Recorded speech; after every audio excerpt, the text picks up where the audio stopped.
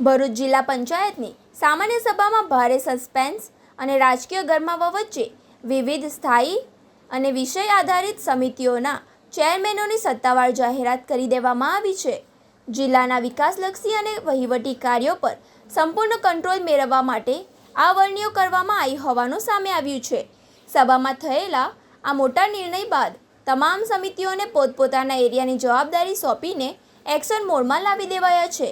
લાંબા સમયથી ચાલી રહેલી અટકળોનો અંત આણીને સામાન્ય સભામાં સર્વાનુમતે નામો પર મોહર મારી દેવામાં આવી છે.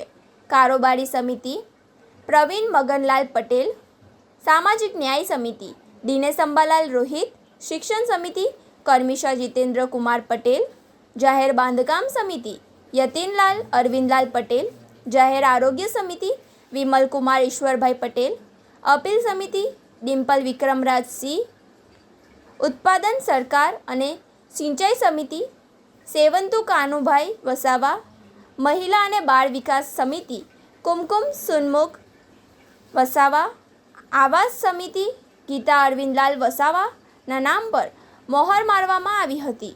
સૂત્રો પાસેથી મળતી માહિતી મુજબ આ વરણીઓ કોઈપણ વિરોધ વિના સર્વાનુમતે આટોપી લેવામાં આવી છે. સત્તાવાર સુકાનીઓ ગોઠવાઈ જતાં હવે આગામી દિવસોમાં ભરૂચ જિલ્લાના વિકાસલક્ષી કાર્યો, જનહિતના પેન્ડિંગ પ્રશ્નો અને સરકારી કલ્યાણકારી યોજનાઓના ગ્રાઉન્ડ લેવલ પર કડક અમલીકરણ માટે આખી ટીમ કામે લાગશે. આ વરણી બાદ રાજકીય લોબીમાં ભારે ચર્ચા જાગી છે કે નવી ટીમ ભરૂચના વહીવટને કેટલી ઝડપથી ટ્રેક પર લાવે છે. આજની જિલ્લા પંચાયતની સામાન્ય સભા સફળતાપૂર્વક પૂર્ણ થઈ. સભામાં ઉપસ્થિત રહી વિવિધ વિષયો પર રચનાત્મક ચર્ચા કરી, કિંમતી સૂચનો આપ્યા અને જિલ્લાના વિકાસને કેન્દ્ર સ્થાને રાખીને મહત્વપૂર્ણ નિર્ણયો લેવામાં આવ્યા છે. આજે સભામાં જિલ્લા પંચાયતની વિવિધ સમિતિઓના સદસ્યોની નિયમાનુસાર નિમણૂક કરવામાં આવી છે.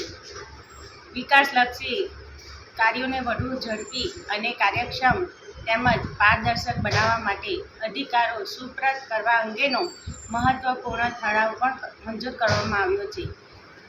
આ નિર્ણયો જિલ્લાના વિકાસને નવી દિશા તરફ આગળ વધશે એ હેતુથી અમે દરેક જિલ્લા પંચાયતના સભ્યો સાથે મળીને જિલ્લાના વિકાસ અંગે કામ કરતા રહીશું. અસ્તુ વંદે માતરમ. ભારત માતા કી જય.